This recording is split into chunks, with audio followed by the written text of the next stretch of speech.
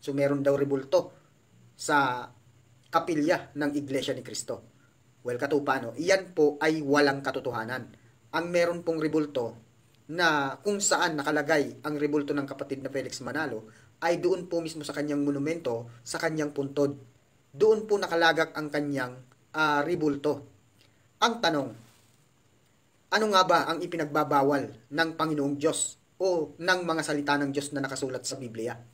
Katupa, no? Ang ipinagbabawal po, kapag ikaw ay gumawa ng rebulto at ito'y iyong binihisan at sinamba o dinasalan, yan po ang karumal-dumal sa mata ng Diyos. Yan po ay ipinagbabawal ng Diyos sapagkat ay ang Panginoong Diyos po ay siloso po yan. Hindi po dapat magkaroon ng ibang Diyos maliban sa Kanya.